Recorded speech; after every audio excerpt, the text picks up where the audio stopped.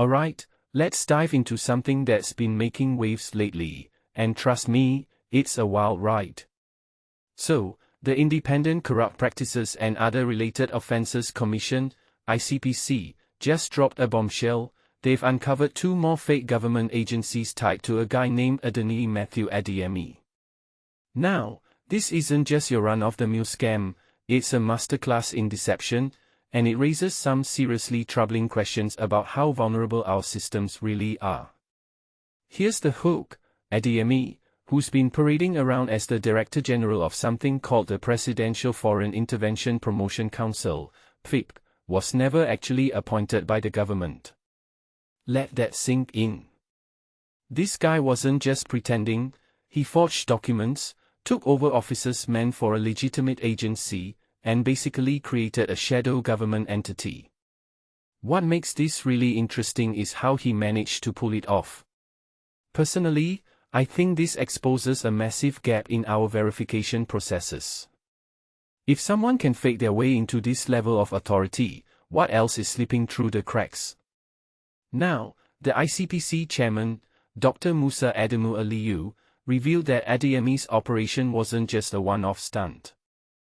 He actually created 2 more fake agencies, the FCT Investment Promotion Agency and the Foreign Investment Promotion Agency.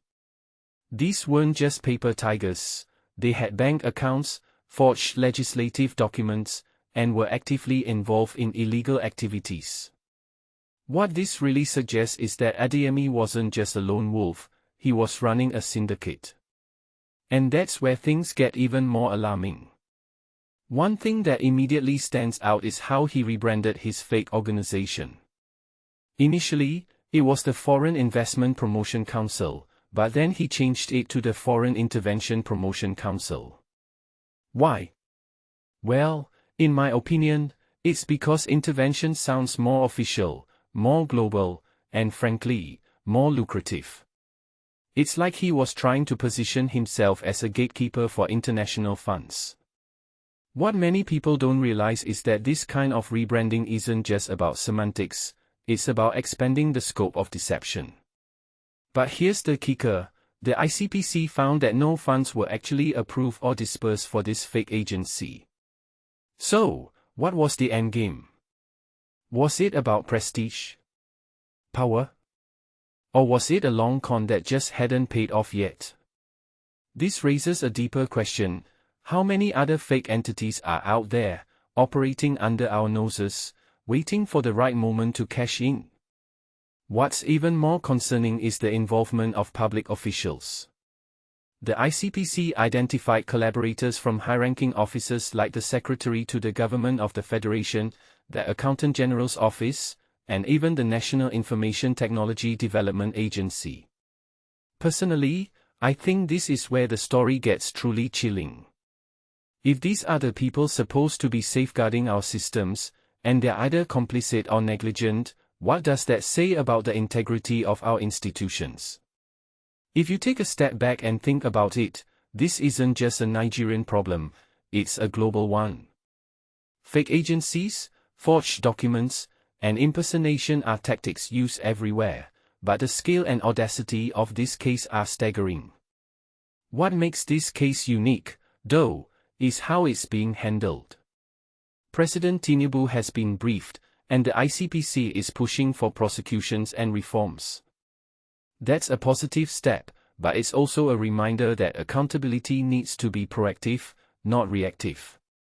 A detail I find fascinating is how Adeyemi exploited the offices of the defunct Presidential Economic Advisory Council. He didn't just create a fake agency, he took over a real one's infrastructure. That's next-level boldness, and it shows just how much he understood the system's weaknesses.